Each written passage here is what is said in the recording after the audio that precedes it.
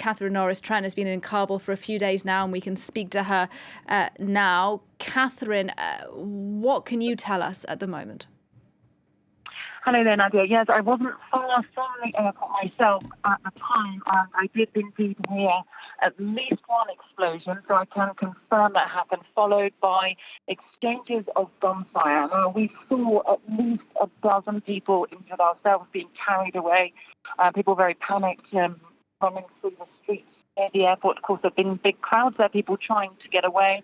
There have been warnings earlier in the day from US authorities as well as British and Australian warning people to stay away from that area because they had detected the risk of a potential terror attack.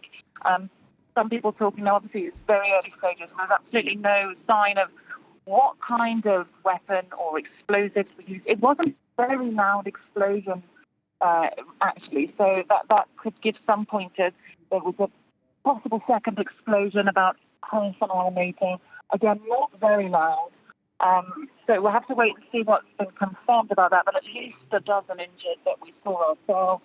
A lot of people very panicked, Taliban, shooting into the air, trying to clear people away, and of course fears that something else could happen in the wake of this, because often these attacks do not come alone. And Catherine, I know you spent some time in the last few days at the airport. Western countries telling people not to go to the airport because of fears of an attack like this. To your knowledge, had people been heeding that warning, or was the airport extremely busy today?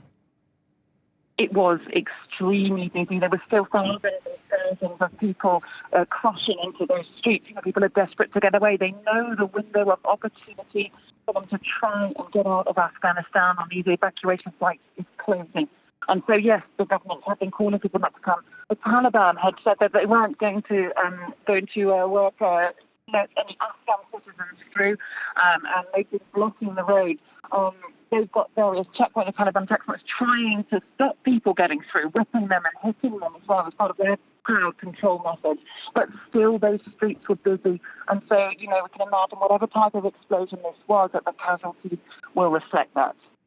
Catherine, can you give us a sense from your knowledge of the airport? Do we know where this explosion has taken place? Was it near to where big groups of civilians were gathering? Was it near to where some of the Western armies have been based? Or is that information that we don't have at this stage?